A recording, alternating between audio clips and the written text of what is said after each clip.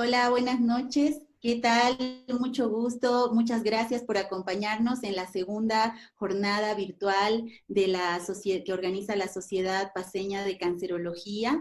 Esta noche tenemos un evento muy interesante. Tenemos una invitada de lujo que nos acompaña desde Ciudad de México. Pero sin más preámbulos, quiero agradecerle su presencia y presentar a la doctora Rocío Medina, que es vicepresidenta de la Sociedad Boliviana de Cancerología Filial La Paz, quien nos va a introducir a este tema tan interesante. Muy buenas noches, doctora Medina. Muy buenas noches a todo el público presente, a los colegas. Para mí realmente es un gran honor y un placer poder presentar a la doctora Claudia Arce. Ella realmente es un gran profesional, una gran persona, docente del Instituto Nacional de Cancerología y tiene un currículo amplio, ¿no? Simplemente voy a resumir lo más relevante de su currículum, y ella hizo medicina en la Universidad Nacional Autónoma de México, realizó la especialidad de medicina interna en el Instituto Nacional de Ciencias Médicas y Nutrición Salvador Subirán, realizó la subespecialidad de oncología médica en el Instituto Nacional de Ciencias Médicas y Nutrición Salvador Subirán, tiene maestría en ciencias médicas, hizo fellowship en cáncer de mama en la en el Hospital Universitario de Toronto, Canadá, es docente titular de varias materias en la Universidad Panamericana, y además que es autora de varias publicaciones, artículos nacionales e internacionales y libros de referencia. Realmente es una invitada de lujo y hoy nos va a presentar el tema hormonoterapia en cáncer de mama metastásico.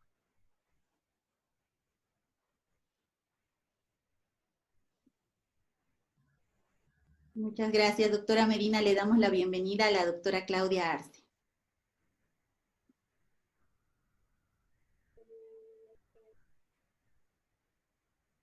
Muy buenas noches a todos. Agradezco infinitamente la invitación.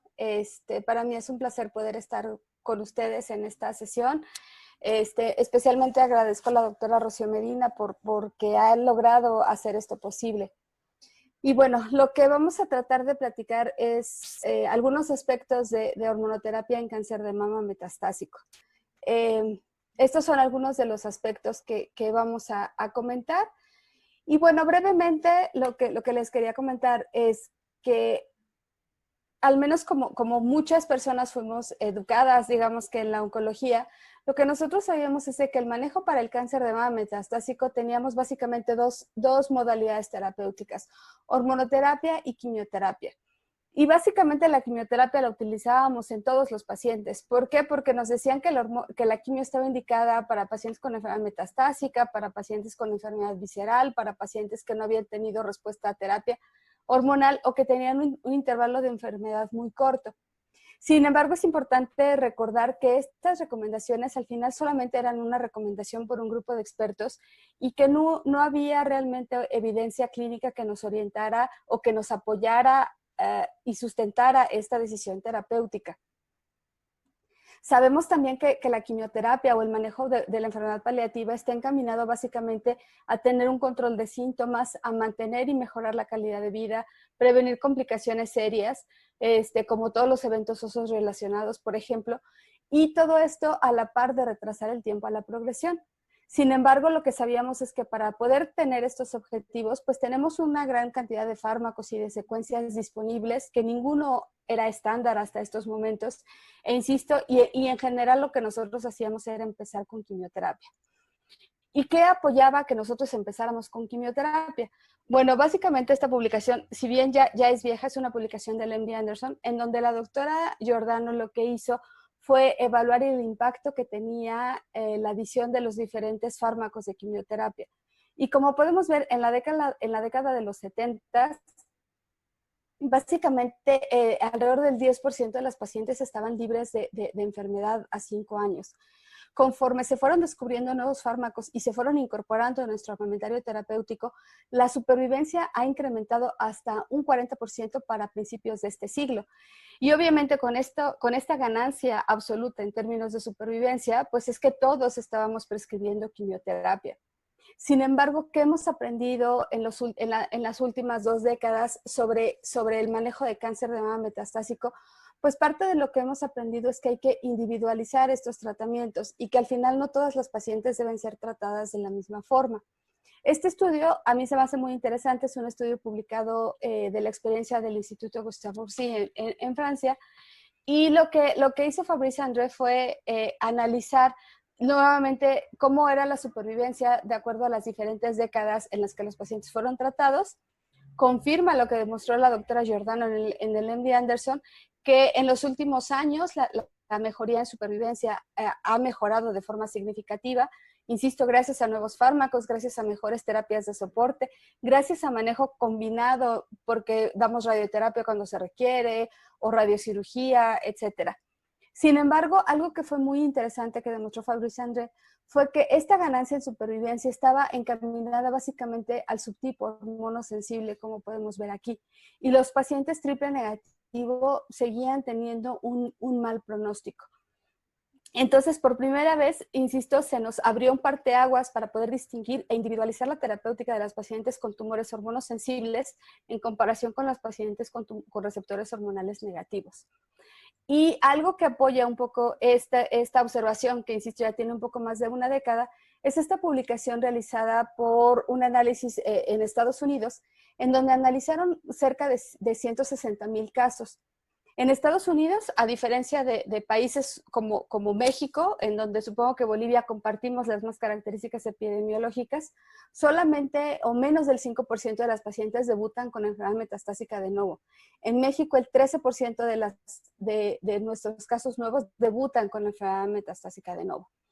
Y la mediana de sobrevida global para una paciente con enfermedad metastásica era de 32 meses. Siendo mejor el pronóstico para los tumores hormonosensibles, en donde alcanzan una supervivencia de hasta 44 meses, en comparación con prácticamente un año de supervivencia de las pacientes con tumores triple negativo. Y eso lo podemos ver en esta gráfica de supervivencia. Podemos ver cómo la línea verde representa la sobrevida global de las pacientes hormonosensibles y podemos ver cómo tienen un mejor pronóstico en comparación con las pacientes triple negativo que representan el color morado. Entonces, ahora vamos a revisar un poco las estrategias terapéuticas que tenemos para poder alcanzar estos desenlaces. Y nuevamente, desde hace más de 15 años sabemos que los inhibidores de aromatasa son mejores en primera línea en comparación con tamoxifeno. Sabíamos que los inhibidores de aromatasa mejoraban de forma discreta la tasa de respuesta, el tiempo a la progresión y en algunos escenarios sin impactar en supervivencia global. Pero fue por este beneficio en tiempo a la progresión básicamente que los inhibidores de aromatasa se volvieron nuestro estándar terapéutico. ¿Qué pasó o qué ha pasado con el tiempo? Pues indudablemente que se han buscado mejores opciones terapéuticas. De estas opciones terapéuticas se llevó a evaluar la incorporación de fulvestrant en primera línea para el manejo de estas pacientes.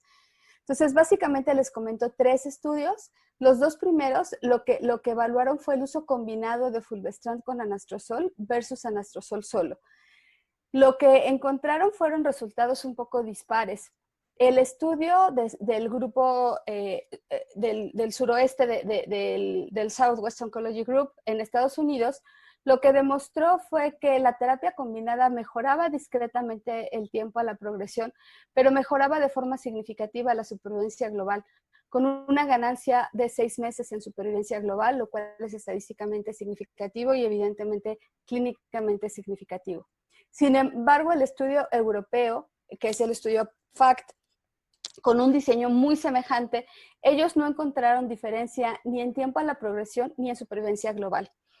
Haciendo el análisis un poco más minucioso del por qué estas diferencias, lo que se encontró fue que en el estudio norteamericano se incluyó una mayor proporción de pacientes vírgenes a tratamiento, es decir, pacientes con enfermedad metastásica de nuevo o pacientes que habían recurrido pero que nunca habían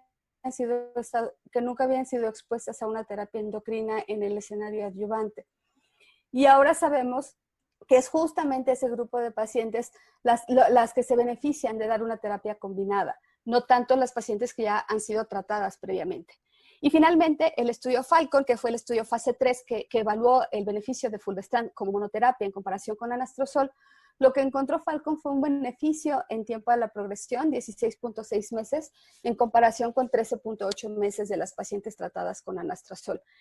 Sin embargo, este beneficio, aunque en tiempo a la progresión es marginal, son 3 meses de ganancia, sí se traduce en un beneficio también un poquito mayor a 6 meses en supervivencia global. Y es por eso que fulvestrant se ha convertido en una opción de tratamiento para pacientes en primera línea. ¿En quiénes? Pues nuevamente, especialmente en aquellas pacientes que no han sido expuestas a una terapia endocrina en escenario adyuvante o neoadyuvante, o bien a una terapia endocrina para la enfermedad metastásica.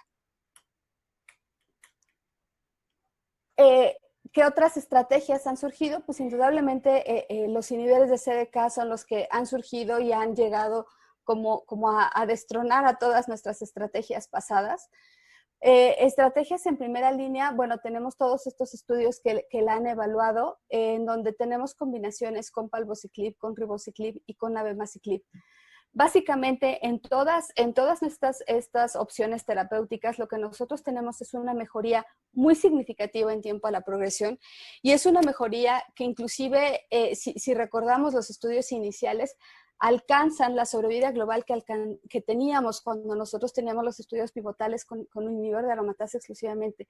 En esos momentos, nuestra sobrevida global era alrededor de 27 meses. ¿Y qué es lo que tenemos ahora cuando nosotros utilizamos un inhibidor de CDK en primera línea? Pues tenemos supervivencias libres de progresión de 28 meses. Pero no solamente tenemos esta ganancia en tiempo de la progresión, sino también tenemos ganancia en supervivencia global, en donde podemos ver cómo a 42 meses, básicamente el 70% de las pacientes siguen vivas y siguen libres de eventos, es decir, no han muerto gracias a la introducción de estos fármacos. Nuevamente, ¿qué otras opciones de tratamiento tenemos en primera línea, además de los inhibidores de CDK? Pues se han evaluado los inhibidores de mTOR. Es importante mencionar que si bien estos estudios no han sido tan espectaculares como uno hubiese querido, bueno, al final lo que yo quise fue como exponer todo el panorama de lo que tenemos en primera línea para poder después decir ahora sí con un algoritmo basado en evidencia qué es lo mejor que tenemos para realizar. Entonces tenemos en primer lugar el estudio Horizon. Horizon es un estudio que evaluó la adición de temsirolimus. Una de las características de este estudio es que no se escogió a las pacientes justamente basadas en la sensibilidad o en la resistencia a la terapia hormonal. Actualmente sabemos que los inhibidores de mTOR son más efectivos en pacientes que tienen exposición previa a un inhibidor de aromatasa y que han generado algunos mecanismos de resistencia. Por lo tanto, bueno, Horizon fue un estudio negativo. No nos dio ventaja en supervivencia libre de progresión o en la mantiene el letrozol y lo que casi el inhibidor de aromatasa. Al momento del cambio, entonces ya las pacientes son expuestas a everolimus exemestano. Lo que se ha conocido hasta ahora es solamente el beneficio de esta primera fase, que es la exposición en primera línea de everolimus exemestano.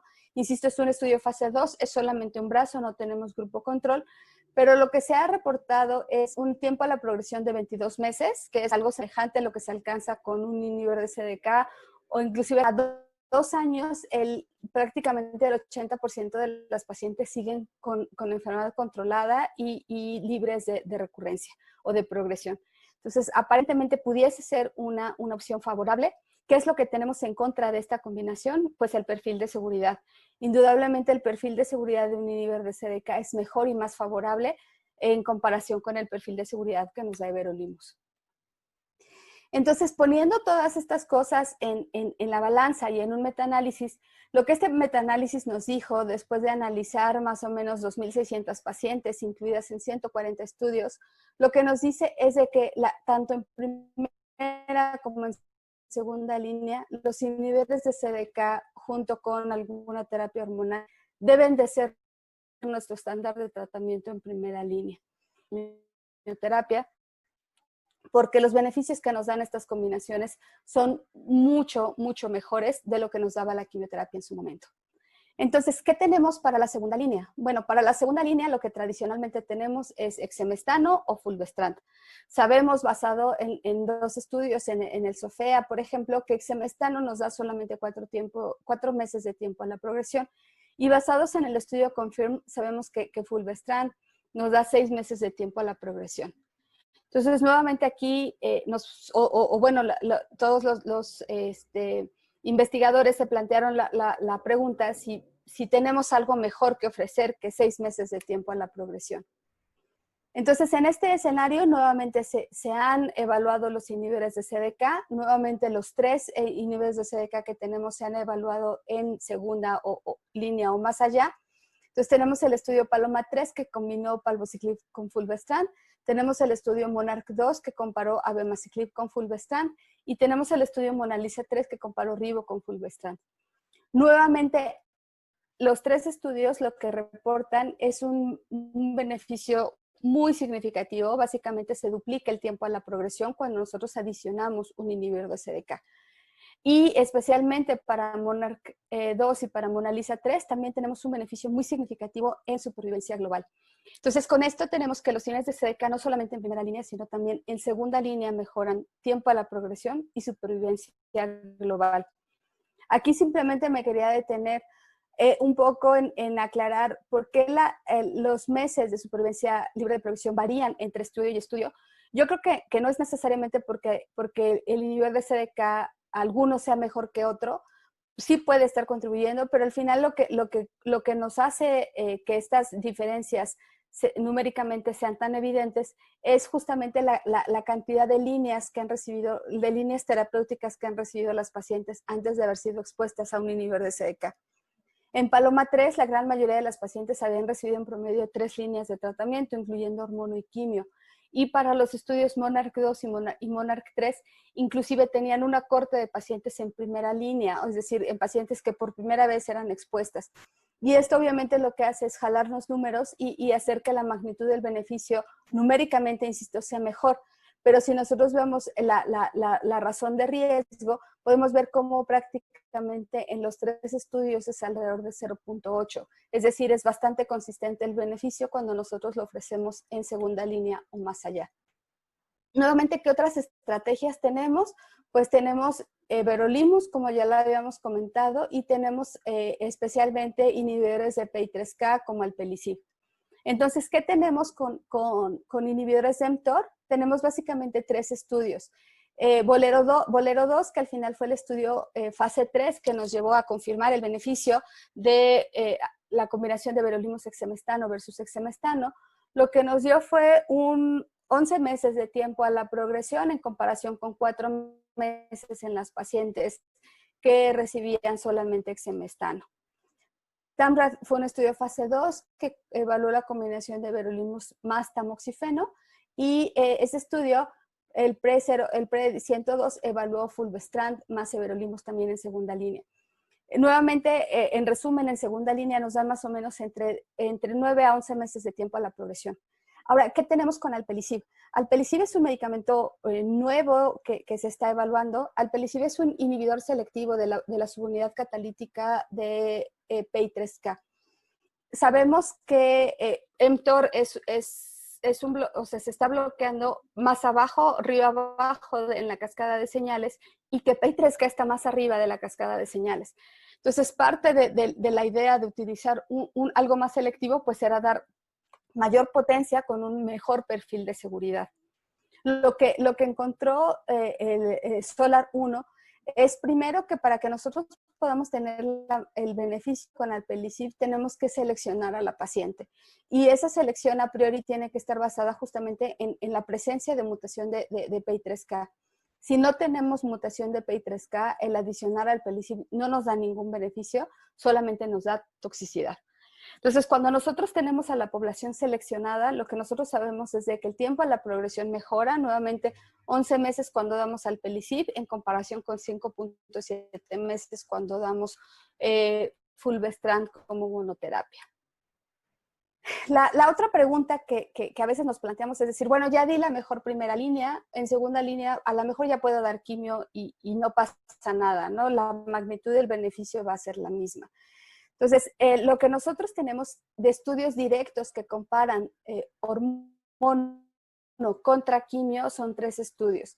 El primero que les quiero comentar es este estudio Young Pearl. Es un estudio fase 2 coreano que si bien, insisto, es un estudio fase 2, es un estudio que nos ayuda a ver el panorama de cómo estarían posicionadas la hormono versus la quimioterapia. Entonces, es un estudio que incluyó, insisto, solamente mujeres premenopáusicas que ya habían progresado al menos a una línea de tratamiento y le autorizó a recibir palbociclib con exemestano y leprolida como método de supresión ovárica versus capecitabina. Capecitabina, la dosis de 1.250 miligramos por metro cuadrado, 2 veces al día por 14 días. Son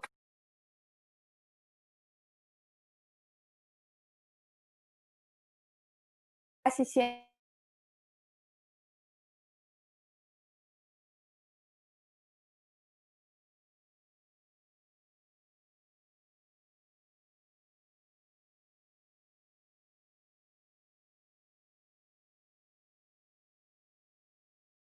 la quimioterapia.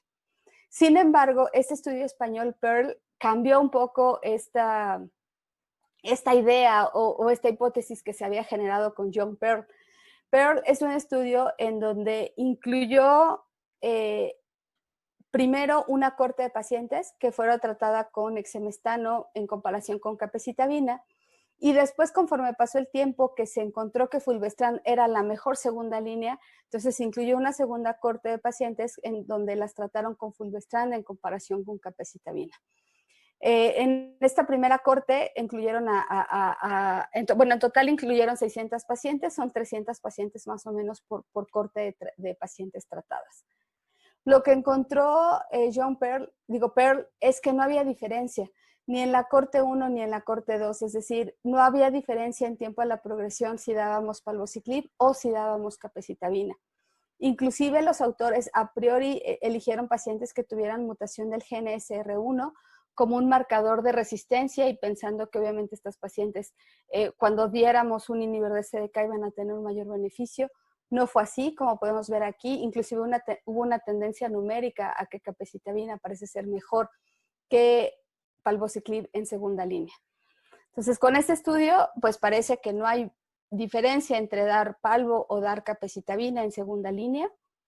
Y finalmente lo que tenemos es el estudio Bolero 6. Bolero 6 es un estudio que también es fase 2, que tampoco nos ayuda mucho a resolver dudas. Pero, ¿por qué? Porque los brazos de tratamiento, desde mi perspectiva, no fueron como los ideales. Incluyeron 300 pacientes que ya habían tenido recurrencia o progresión a un inhibidor de aromatasa y las le autorizaron a recibir everolimus exemestano como brazo estándar. Sin embargo, incluyeron un brazo con everolimus solo, que insisto, desde mi punto de vista, este brazo no tenía mucha razón de ser, porque cuando usamos everolimus nunca lo utilizamos en monoterapia. Y después utilizó el tercer brazo, que fue capecitabina nuevamente. Lo que encontró Bolero 6 fue que cuando compararon everolimus exemestano, pues indudablemente everolimus exemestano es mejor. Insisto, esto desde mi punto de vista tiene un poco de sesgo porque ya sabemos que everolimus solo no es un tratamiento adecuado. Sin embargo, la novedad o lo interesante fue cuando se comparó everolimus exemestano versus capecitabina. Como podemos ver aquí, el tiempo a la progresión fue muy similar, 8 meses para everolimus, 9 meses para capecitabina. Y no hubo diferencia cuando se hizo un análisis multivariado. Entonces, nuevamente este estudio demuestra, insisto, aunque es fase 2, que capecitabina puede ser una muy buena alternativa en segunda línea con una magnitud de beneficio en tiempo a la progresión muy semejante a lo que nos da la terapia blanco. Obviamente lo que cambia pues es el perfil de seguridad.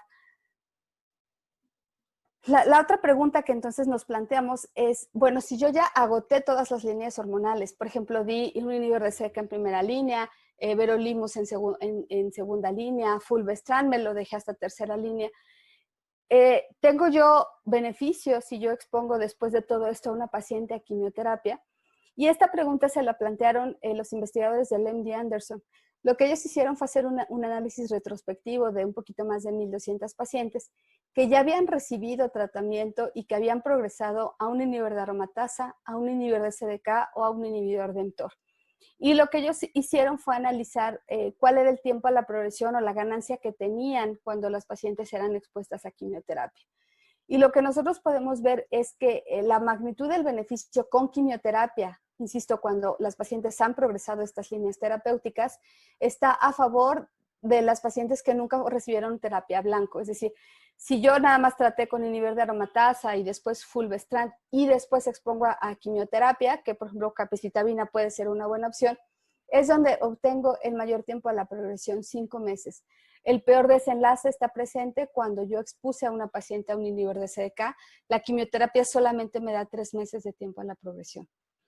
Después hicieron un análisis para ver cuál era el esquema de quimioterapia mejor y nuevamente se confirma que capecitabina parece ser el mejor esquema de quimioterapia al que yo tengo que exponer a mi paciente. Nos da 6 meses de tiempo a la progresión y taxanos o algún otro fármaco nos da solamente 4 meses de tiempo a la progresión. Y entonces la pregunta es, bueno, ¿cómo aterrizamos toda esta información en el día a día? Entonces lo que quise ahora fue traerles un caso clínico es una paciente que vimos en el instituto y que justamente la intención es ver cómo aterrizamos toda esta evidencia que tenemos en el día a día. Entonces, ella es una mujer que ahorita tiene 59 años. Cuando tuvo 48 años se diagnosticó con cáncer de mama, un tumor localmente avanzado. Se manejó con quimioneo y después mastectomía radical. Tuvo enfermedad residual extensa con 6 de 19 ganglios metastásicos. Para ese momento, pues lo único que ofrecimos fue tamoxifeno adyuvante y RT. Insisto, en ese momento era el estándar, especialmente para una mujer premenopáusica. En el 2018, la paciente regresa nuevamente al hospital con síntomas respiratorios, se le encuentra derrame pleural y se le encuentra enfermedad metastásica a hueso, como lo podemos ver en estas imágenes de tomografía. Se le hace una biopsia a los sitios de enfermedad metastásica pulmonar y se confirma que es un carcinoma metastásico hormonosensible HER2 negativo. Entonces, con esto, obviamente la primera pregunta que nos tenemos que hacer y basados en el consenso de cáncer de mama metastásico es si esta paciente tiene o no tiene crisis visceral. Insisto, es una paciente que tiene enfermedad visceral, que tiene disnea, entonces podríamos pensar que tiene crisis visceral, ¿no? Entonces, la definición de crisis visceral, según el consenso, es una disfunción orgánica grave, evaluada por signos, síntomas, estudios de laboratorio y por una rápida progresión de la enfermedad. No es solamente la presencia de enfermedad visceral. ¿Y por qué es importante hacer esta diferencia? Porque si tenemos crisis visceral, la recomendación es ofrecer quimioterapia, pero si solamente tenemos metástasis viscerales, la recomendación es ofrecer un inhibidor de CDK con un inhibidor de aromatasa o bien un inhibidor de aromatasa. La otra pregunta que nos hacemos es si esta paciente, insisto, ya pacientes del mundo real, encajan en los estudios clínicos que hemos visto. Entonces, lo que les puse de ejemplo fue Paloma, porque esta paciente la tratamos con palbociclib. Entonces, en Paloma, lo que podemos ver es que el 60% de las pacientes incluidas tenían menos de 65 años, nuestra paciente tenía 58. La mitad de las pacientes tenían enfermedad visceral, como es el caso de nuestra paciente. El 40% de las pacientes tenían un intervalo libre de enfermedad mayor a 12 meses. La paciente del caso clínico era de 10 años su intervalo libre de enfermedad. Y el 56% habían estado expuestas a hormonoterapia, ya sea en el escenario adyuvante o neoadyuvante, como fue nuestra paciente. Entonces, como podemos ver, nuestra paciente encaja perfecto en el estudio Paloma 2. Y encajando perfecto en ese estudio Paloma 2, pues sabemos que nos va a dar un beneficio en tiempo a la progresión. ¿Qué pasa cuando nosotros intentamos hacer este subanálisis viendo los otros inhibidores de CDK? Entonces, en términos generales, cuando nosotros tenemos enfermedad hepática o pulmonar con un inhibidor de CDK, fueron incluidas el 51% de las pacientes y la magnitud del beneficio en todos tiene un hazard ratio alrededor de 0.5 y la magnitud del beneficio se extiende hasta 21.8 meses, o sea, 10 meses más de lo que tendríamos con la terapia hormonal sola.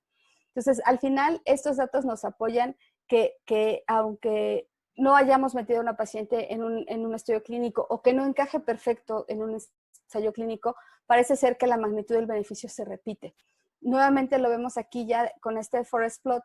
Lo que vemos es que en todos los estudios de primera línea hay un beneficio muy significativo cuando nosotros tenemos enfermedad visceral y ofrecemos un inhibidor de CDK. Entonces, insisto, la pregunta es si podemos esperar estos mismos beneficios cuando nosotros tratamos a los pacientes en la vida real. ¿Y por qué es importante preguntarnos cuál es la evidencia del mundo real? Porque sabemos que cuando nosotros incluimos a una paciente en un ensayo clínico, pues usualmente todas las pacientes son muy homogéneas y que inclusive si la glucosa se pasó por 1 miligramo porque el corte eran 125 y mi paciente tiene 126, pues al final ya no entró.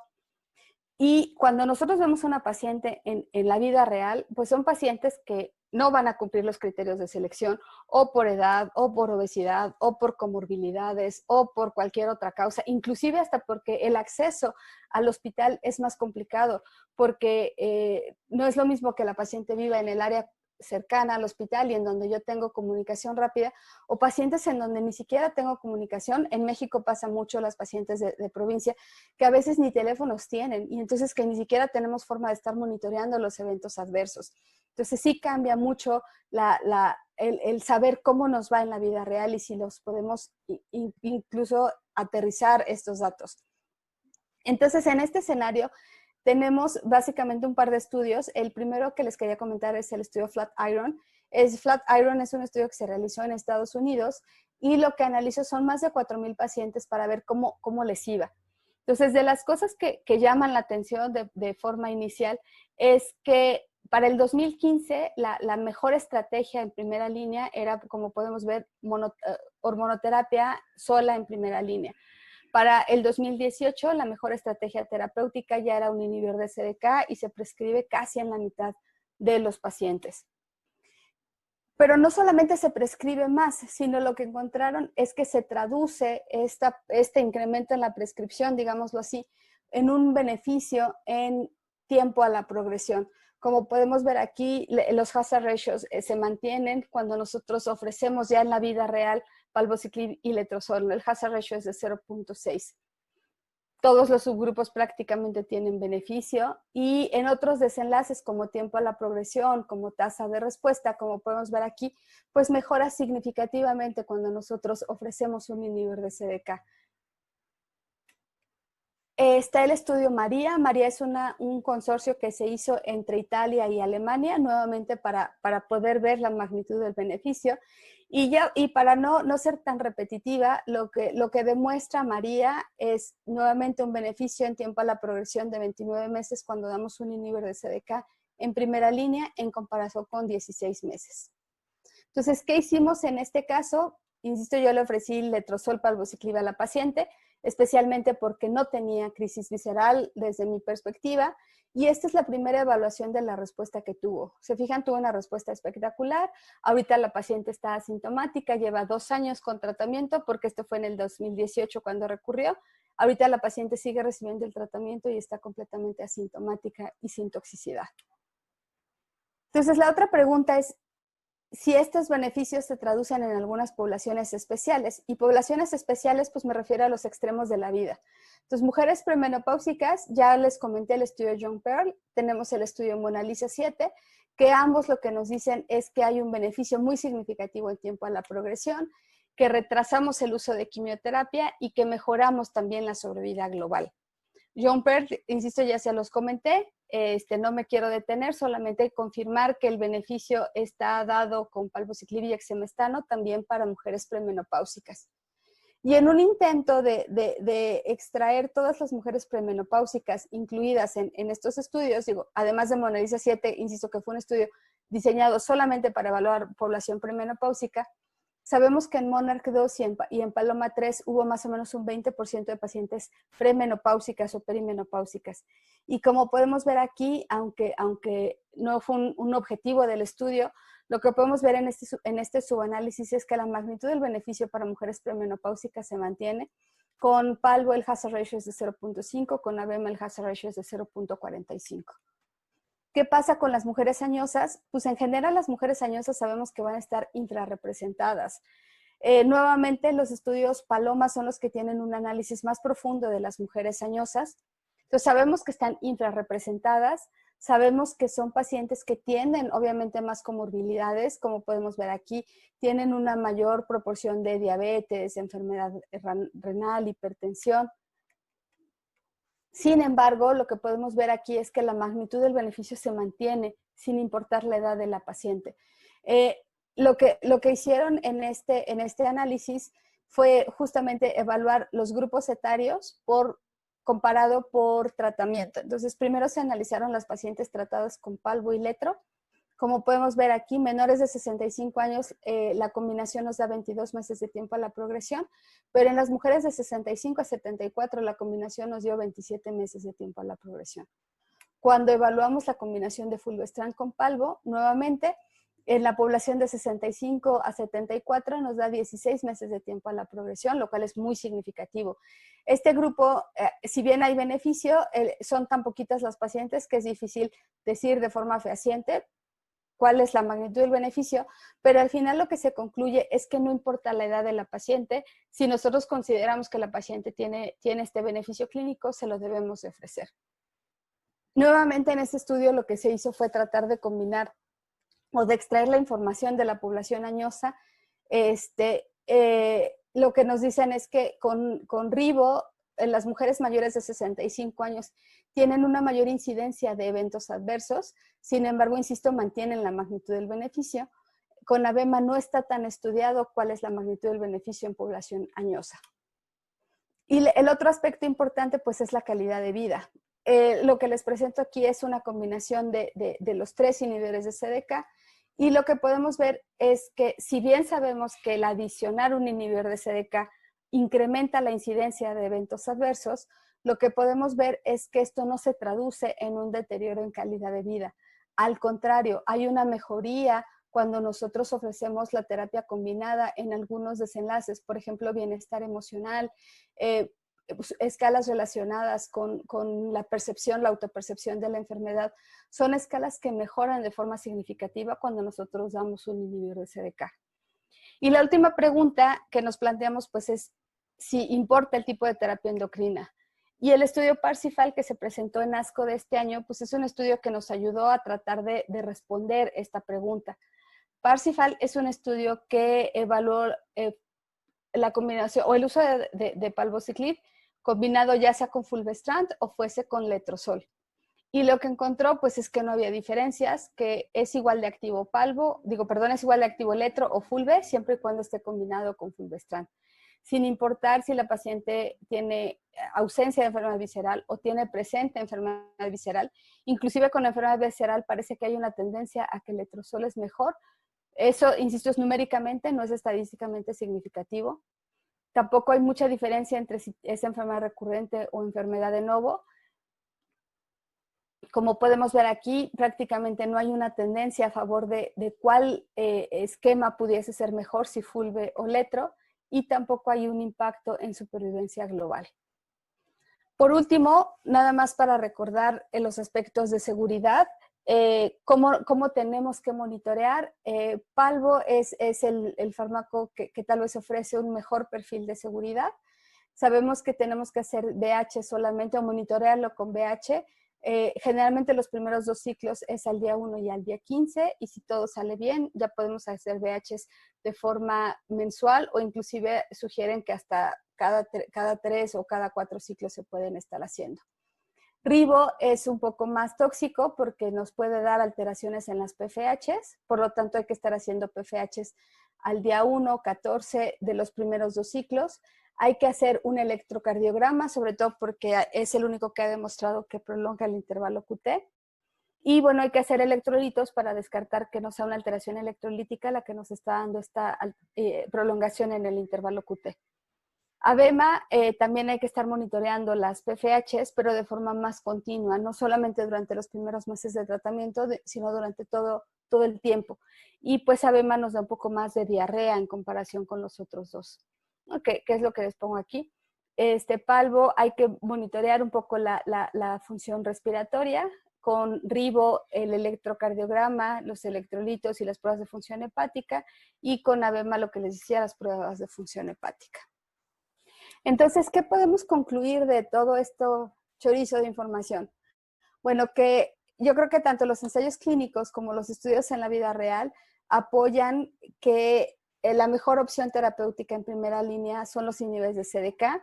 ¿Por qué? Porque nos mejoran tiempo a la progresión, nos mejoran supervivencia global, no deterioran calidad de vida, tienen un perfil de seguridad relativamente favorable y fácil de manejar, y prácticamente todos los subgrupos de pacientes se van a beneficiar de esta combinación. En segunda línea, también los inhibidores de CDK son la mejor opción, especialmente, por ejemplo, en mujeres premenopáusicas. Los inhibidores de mTOR o inhibidores de PI3K son una buena alternativa. Y si decidimos utilizar quimioterapia, pues creo que capecitabina es la mejor opción a utilizar en estas pacientes.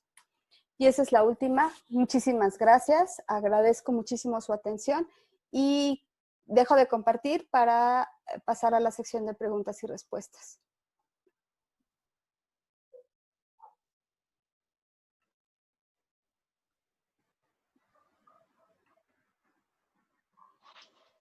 Muchísimas gracias, doctora, por su brillante participación. Le vamos a pedir la palabra a la doctora Rocío Medina para que haga algunas palabras de cierre respecto a la presentación. Sí, la tenemos. Muchas gracias, doctora. Realmente su plática excelente. Sabemos que ahorita los inhibidores de ciclina son tratamiento de primera línea, ¿no? La enfermedad metastásica. Lamentablemente nosotros en Bolivia tenemos poca accesibilidad de tratamiento, ¿no? Entonces tenemos que jugar las líneas de hormonoterapia con lo que teníamos antiguamente, ¿no? Entonces, me encantó su plática. Quisiera que nos comente un poco más acerca de su experiencia, ¿no? en estos inhibidores de ciclinas y si realmente tienen la toxicidad que se menciona, ¿no? Por ejemplo, la neutropenia, la prolongación del intervalo QT, etcétera, ¿no? Bueno, afortunadamente yo he tenido la oportunidad de manejar a los 3 inhibidores de CDK, ABEMA porque participamos en el estudio Monarch 2, e inclusive puedo decirles que tenemos pacientes, la paciente que más tiempo lleva en respuesta completa lleva desde el 2015 que fue incluida en el estudio Monarch 2, entonces lleva 5 años en respuesta completa. Insisto, no es una, son varias, entonces la verdad es que si me preguntas, al inicio ABEMA era difícil de manejar porque además sí da un poco de diarrea que incomoda a veces la vida de la paciente, da un poco más de fatiga que los otros y también algo que no nos dicen mucho, eleva creatinina, entonces al principio cuando no sabes cómo manejarlo y cuando empiezas a ver que empieza a elevar a suados te espantas porque no sabes bien de dónde viene. Por ejemplo, aprendimos a hacerles gamagramas renales, ultrasonidos y 1000 cosas, la función no está afectada, es simplemente que la ABEMA compite en el túbulo proximal para la eliminación de creatinina y por eso se acumula, pero no traduce deterioro en la función renal. Entonces, sí son fármacos que hay que ir aprendiendo a manejar su toxicidad. Ahorita, por ejemplo, Palbo es el que más utilizamos y con Palbo ya no nos da miedo, o sea, ya llegan los pacientes con 900 neutrófilos y no pasa nada, le continúas el siguiente ciclo y no pasa nada. Ahora con la pandemia, por ejemplo, muchos pacientes lo que hacían era hacerse una VH en la localidad, nos la mandaban por correo, por WhatsApp, le decías adelante, sigues. Y te digo, ya aprendimos a que efectivamente no nos da miedo la neutropenia. Al principio sí era muy complicado, sobre todo porque teníamos la experiencia de la quimioterapia. Entonces veíamos 1000 neutros y era automáticamente pararlo, casi aislarle a la paciente, ponerle cubrebocas. Ahora sabemos que no es necesario nada de eso, que la paciente puede continuar con su vida normal, que inclusive ahora en esta pandemia de COVID que ya se analizó, este grupo de enfermas, a pesar de que anden con neutropenia, tampoco tienen un riesgo mayor a adquirir infección por COVID. Entonces, en términos generales, sí son medicamentos que son muy fáciles de manejar y que son altamente efectivos. La verdad es que la calidad de vida de las pacientes cambia radicalmente cuando damos estos medicamentos.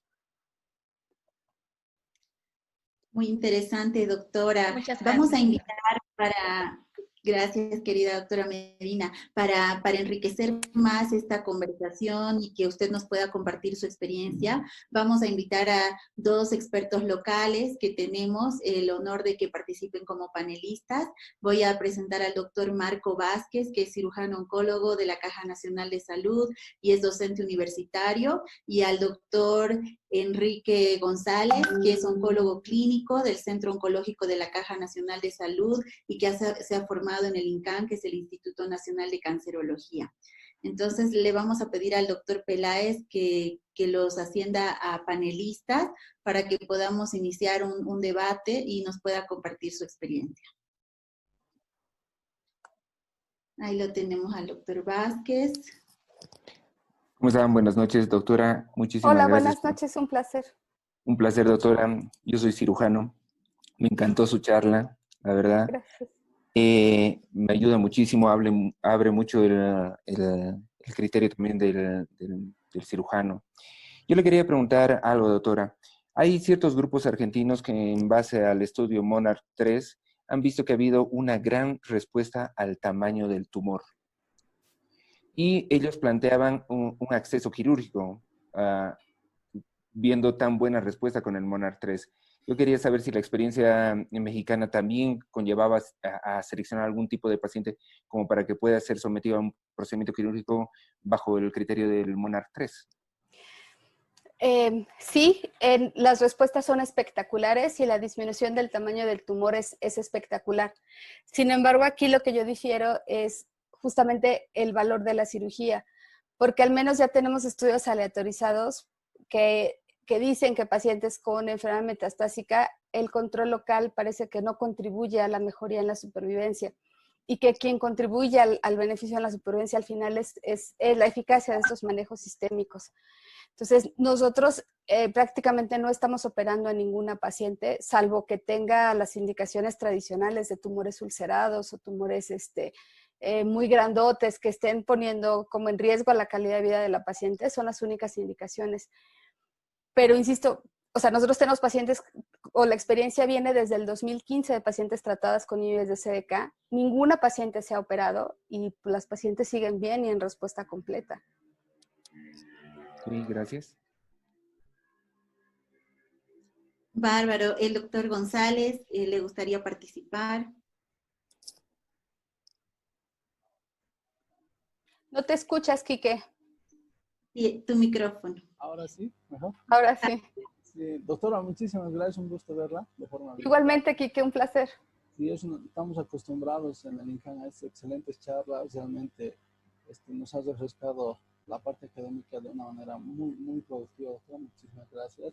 Yo tengo, realmente cuando me fui, ustedes ya estaban en protocolos de uso de estas nuevas moléculas, o sea, estas que son inhibidores PI3K, estamos hablando del alpelisib.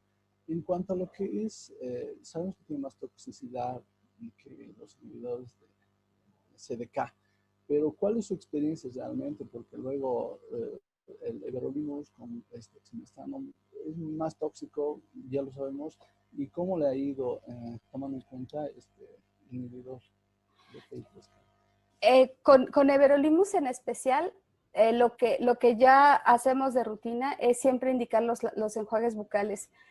En México no tenemos los enjuagues con hidrocortisona, entonces al final lo que hacemos son enjuagues hechizos y mezclamos las ampolletas de dexametasona con agua y así es como la paciente hace los buches. Insisto, porque no hay nada en México. Y aunque hay farmacias en donde hacen formulaciones magistrales, a veces los pacientes no pueden acceder. Entonces, insisto, la forma más fácil es mezclar dexa con agua y con eso hacer los buches. Y la verdad es que desde que se implementó el hacer los buches con esteroides, sí ha mejorado de forma significativa la tolerancia, porque la paciente tiende a hacer menos mucositis. La otra cosa es que en México la única presentación que tenemos de everolimus es de 10 miligramos, no tenemos tabletas de 5. Entonces, si tenemos que reducir la dosis, lo que hacemos es alternarla, darle una tableta de 10 un día sí y un día no, para que así esté tomando 5 miligramos más o menos al día la paciente. Porque ya se ha demostrado que no se debe de partir porque si se altera la biodisponibilidad. Entonces, digo, lo que hacemos es empezar la días alternos. Entonces, en general, si la paciente está joven, está con un buen Karnofsky, damos 10 miligramos diarios, pero si es una paciente medio frágil o añosa, estamos empezando con esta indicación de días alternos. Y la verdad es que el beneficio se mantiene. Al menos la experiencia con nosotros es que estos 11 meses de tiempo a la progresión sí los alcanzamos cuando indicamos y apoyamos a la paciente todo el tiempo que está tomando everolimus. Pero lo que sí es que la hiperglucemia es mayor de la que reportan en los estudios. No sé si es porque al final la población mexicana, pues la gran mayoría de las personas tienen sobrepeso, obesidad. La mayoría de nuestros pacientes tienen ya hiperglucemia de ayuno o tienen dislipidemia de base, pero la incidencia de toxicidad metabólica es como hasta del 40%. Entonces, lo que estamos haciendo es introducción temprana de metformina, introducción temprana de la nutrióloga para que la vaya acompañando y evitemos. Eso sí, hasta ahora nunca hemos reportado una hiperglucemia grado 3, pero sí es difícil pues tener a la paciente ahí con hiperglucemias constantes. Y con alpelisib, la única experiencia que yo tengo es que yo participé en el estudio BELIEVE. Entonces, incluimos algunas pacientes ahí a BELIEVE. Pero lo más difícil para poder prescribir alpelisib es la determinación de la mutación de PI3K. En México al menos no se hace todavía de forma rutinaria. Se está haciendo, en algunos centros privados se está haciendo a través de Foundation One, pero al final le sale muy caro a la paciente. En México Foundation One cuesta como 130 mil pesos, que serían como que $10,000, $8,000 más o menos. Entonces es una prueba muy cara y al final corremos el riesgo de que no salga mutada y que pues obviamente no tengamos medicamento que ofrecerle a la paciente.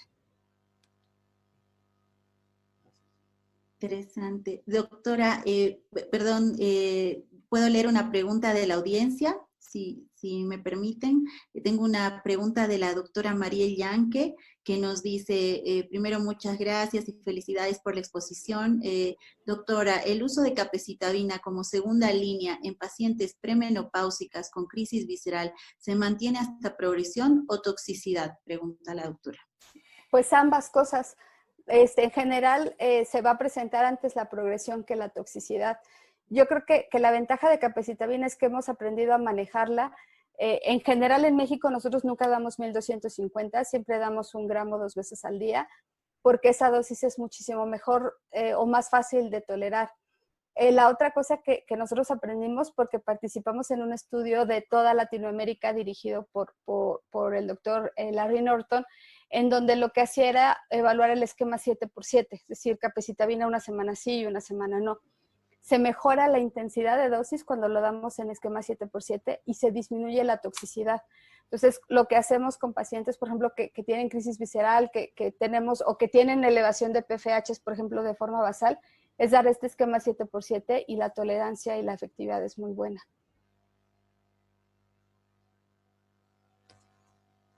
Acotando a eso, doctora, definitivamente esto de ofrecer un tratamiento a un paciente con crisis visceral, pues está muy ilustrado en la charla lo que nos ha dicho. O sea, no necesariamente tener una actividad metastásica en pulmón, en hígado, significa que el paciente está en crisis visceral, sino más bien tiene que tener una falla orgánica demostrada, incluso por clínico laboratorialmente.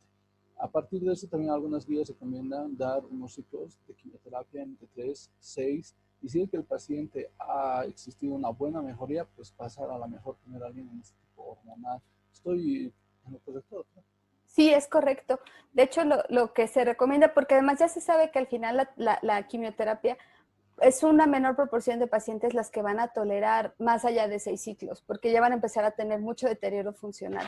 Entonces, lo ideal es que en cuanto se quite, digamos, la urgencia por la que dimos quimioterapia, se elimine y podamos dar terapia hormonal de mantenimiento. Ahora, por ejemplo, en ese escenario lo que sí yo haría es no quemar ahí un inhibidor de CDK, sino dar solamente inhibidor de aromatasa y dejar el inhibidor de CDK para la segunda línea.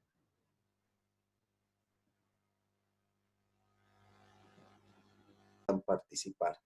Entonces, nuevamente un saludo a todos. Están invitados para la siguiente ponencia, todo a través de nuestra página de Facebook de la Sociedad Boliviana de Cancerología Filial La Paz, y les agradecemos su participación. Muy buenas noches. Buenas noches, un placer. Gracias. Que vaya bien, un saludo grande. Saludos a los amigos. Gracias. Gracias. Muy buenas noches a todos. Gracias, doctora. Rocío.